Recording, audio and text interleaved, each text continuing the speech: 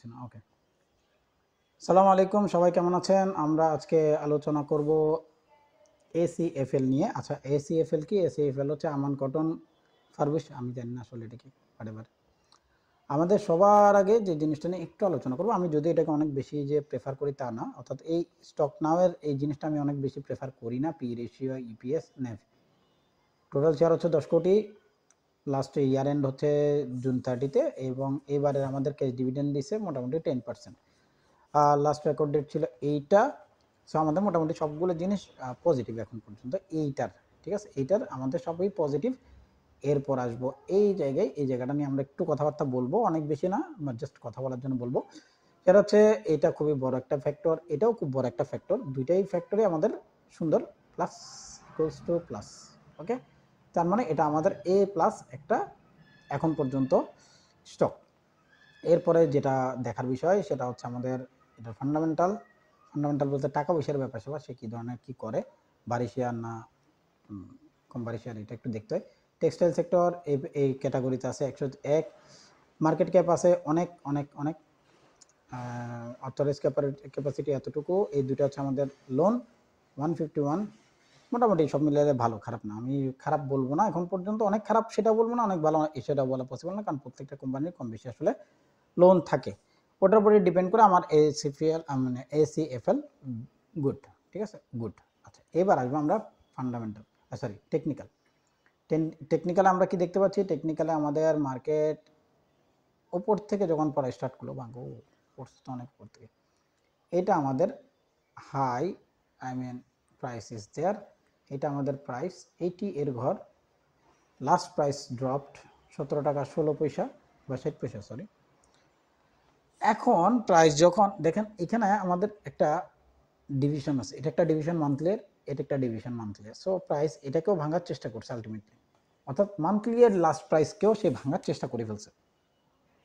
এটার মানে কি? এটার মানে হচ্ছে প্রাইসে এখন পর্যন্ত আসলে কমিটমেন্ট হয়নি যে প্রাইস এখান থেকেই উঠবে, এরকম কোনো কমিটমেন্ট এখনো প্রাইস পায়নি।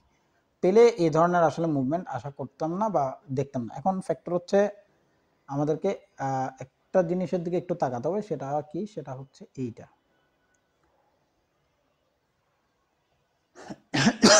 উইকলি কি বলে। উইকলি আমাদেরকে যেটা বলতেছে সেটা হচ্ছে, আমি এটা একটু বড় করব, পুরো যেহেতু আমার আর আসলে আশেপাশে দেখার কোনো কাজ নেই, এটা আমাদের লাস্ট লো, সেক্ষেত্রে আমাদের পুরো মানে কাহিনীটা শুরু হবে, জার্নি শুরু হবে এইখান থেকে, অর্থাৎ এই বক্স থেকে এই বক্স পুরোটা। প্রাইস এখানে কি করলো, আমি জাস্ট এটাকে যখন ব্রেক করতেছে সেটা থেকে হিসাব করবো। প্রাইস এখানে ভাঙার পরে প্রাইস উঠার চেষ্টা করলো, ড্রপ করলো, উঠলো, উঠে এখানে সাপোর্ট করে উপরে যাওয়ার চেষ্টা করছে, সেটা পারেনি, আবার লাস্ট লোকে ব্রেক করছে এই এরিয়াতে। এখন পর্যন্ত লাস্ট হাইকে ডে মানে উইকলি এর বেসিসে এখন পর্যন্ত ব্রেক করেনি, অর্থাৎ উইকলি এর এরিয়াতে এখন পর্যন্ত আসলে সে ব্রেক করেনি। সো আমার কাছে এখন পর্যন্ত এটা আনব্রেকড, ঠিক আছে। সো আমাদের এখন পর্যন্ত প্রাইস পয়েন্ট যেখানে আছে সেটা কোথায়? এটা আমাদের একটা ইন্টারনাল স্ট্রাকচার, এই বক্স থেকে এই বক্স, এখনও প্রাইস এখানে ওঠা নামা ওঠা নামা ওঠা নামা করে করে করে কিছুটা নামার চেষ্টা করছে, এটাকে ব্রেক করে ফেললে তখন আমাদের প্রাইস পয়েন্ট হয়ে যাবে এখানে। এগুলো পরে যেহেতু এখনো ভাঙেনি, সেটা নিয়ে এই মুহূর্তে কথা বলাটা বোকামি। সো আমাদের উইকলি এর হিসেবে এখন পর্যন্ত প্রাইস কি করেনি? ব্রেক করেনি। যাবো ডেলিতে, ডেলি আমাদেরকে কি বলে একটু দেখি। ডেলি এর ফার্স্ট প্রায়োরিটি বেসিস এরিয়াগুলো কোথায় সেটা নিয়ে আমরা একটু আলোচনা করব। দেখেন আমরা যেহেতু প্রাইসের আসলে এমন একটা পয়েন্টে আছি, যে পয়েন্টটা প্রাইস কি করছে আসলে মানে একদম লাস্ট লেভেল আছে। এখন এরকম না যে এটা এমন লেভেল যে এখান থেকে মার্কেট আর নিচে যেতে পারবে না, না এরকম কোনো কথা নাই। যেহেতু প্রাইস ফল হইতে ছিল অনেক দিন ধরে হইছে, সো সামনেও সেটা কন্টিনিউ করতে পারে। তবে ঘটনা হচ্ছে প্রাইস যদি আমাদেরকে পরপর দুইবার ভেঙে ফেলে, মানে পরপর দুইটা এরিয়া, বেজ এরিয়া ভেঙে ফেলে, লাইক আমি আপনাদেরকে একটু প্রিভিয়াসে দেখাই জিনিসটা, তাহলে এটা আমাদের একটু জিনিসটা ক্লিয়ারেন্স পাবো। আসেন, প্রাইস কি করলো আমরা একটু এখানে দেখবো। প্রাইস এটাকে কি করলো? ব্রেক করলো। কোথায়? প্রাইস প্রথমে উঠলো, দেন ড্রপ, অর্থাৎ ফ্লোর প্রাইস যেদিন উঠে গেল, এরপরে প্রাইস ওঠার চেষ্টা করছে, রিট্রেস করছে, ওঠার চেষ্টা করছে, ভাঙছে এই এরিয়া, ভেঙে এখানে এসে সাপোর্ট করছে, যেটা তখন পর্যন্ত রেজিস্ট্যান্স ছিল সেটা সাপোর্ট করে উপর ওঠার চেষ্টা করছে, এই অংশ ভেঙে ফেললো, সেকেন্ড টাইম ভাঙতো, তাহলে প্রাইস সেকেন্ড টাইম ভাঙার পরে যদি রিট্রেস করতো, এটা বুম হয়ে যেত অনেক দূর পর্যন্ত, যেটা করতে পারেনি।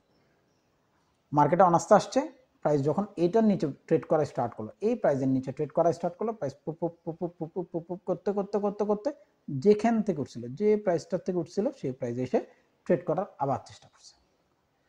খুব খেয়াল করলাম প্রাইস ভাঙলো কাকে? একে, যেহেতু সে লাস্ট লো ডাব্লিউ প্যাটার্ন, এটাকে ভাঙার চেষ্টা করছে, স্টপ করতে পারেনি, প্রাইস আবার গুড গুড গুড গুড পায়ে নিচে নেমে গেল। আচ্ছা, নিচে নামার পরে প্রাইস কি করলো দেখেন, প্রত্যেকটা জিনিস ভেঙে বুঝাই দিচ্ছে। এরপরও যদি না বুঝেন ভাই আপনাদের ব্যাপার, এটা আমার কোনো দায়িত্ব না, আপনাদের শেখানোটা আমার কোনো দায়িত্ব না, তারপরে জাস্ট বোঝানোর জন্য। প্রাইস এখানে ভাঙলো, প্রাইস এখানে ভাঙার চেষ্টা করতে পারেনি, অর্থাৎ এইটা আবার প্রাইস ড্রপ আইসে প্রাইস আবার উপরে ওঠার চেষ্টা করছে, একটা ভাঙলো, ভেঙে যখন দুইটা প্ল্যাটফর্ম ভাঙলো তারপরে দেখেন প্রাইস আসলো এসে ওঠার চেষ্টা করছে, প্রিভিয়াস হাইকে ব্রেক করছে, প্রাইস আবার ড্রপ করছে। এই পোর্শন তখন আমাদের ইম্পর্টেন্ট হয়ে গেছে। এরপরে কি করলো, এরপরে সামনের দিকে যাই, প্রাইস দাঁড়াইতে পারে নাই, লাস্ট হাইকে এই হাইটাকে ব্রেক করতে পারেনি, এই হাইটাকে, দেন প্রাইস আবার ড্রপ। এখন এরকম যদি পরপর দুইটা এরিয়া ভাঙতে পারে দেন আমরা থিঙ্ক করবো যে না, প্রাইস এখন উঠতে পারে। আসেন রানিং প্রাইস কি বলতেছে। রানিং প্রাইস হচ্ছে আমাদের রানিং কাহিনী হচ্ছে এটা আমাদের লাস্ট লো, এটা আমাদের ফার্স্ট ব্রেক, এটা আমাদের সেকেন্ড ব্রেক হয়েছে। প্রাইস এখানে আসবে একটা বক্স, এখান থেকে সে ক্লিয়ারেন্স নেবে উপরের দিকে যাওয়ার জন্য, সেকেন্ড বক্স প্রাইস এখানে ঢুকবে, এই বক্সে এখান থেকে সে উপরে যাওয়ার চেষ্টা করবে। এখন ফ্যাক্টর হচ্ছে এইসব কোম্পানিতে ট্রেডিং করাটা এই মুহূর্তের জন্য অনেক, আমার কাছে এই ধরনের কোনো মার্জিন নেই, অর্থাৎ প্রাইস এসে সাপোর্ট তো করছে বাট উঠবার মধ্যে মানে একটা শেয়ার যে উঠবে তার মধ্যে যে আসলে যে আকর্ষণ, সেই জিনিসটা এখানে আমি দেখতে পাচ্ছি না। আকর্ষণ বলতে ধরেন আপনি একটা মার্কেট সেল হইল, সেল হওয়ার একটা নির্দিষ্ট পোর্শন আসার পরে কিন্তু প্রাইস কি করে, শুট করে, সেই শুটটা এখানে নাই। অর্থাৎ প্রাইস এখানে আসছে ঠিকই বাট শুট করেনি। দেখেন প্রাইস ঝিমাইছে, উঠছে, red colour red colour red colour red colour red colour red colour red colour, তিনটা শুট করছে, শুট করে এই সাপোর্টটা নিছে, কিন্তু প্রিভিয়াস যে হাই আছে এগুলোকে ভাঙেনি। প্রাইস আলটিমেট যেটা হওয়ার ছিল সেটা হয়েছে লাস্ট লো।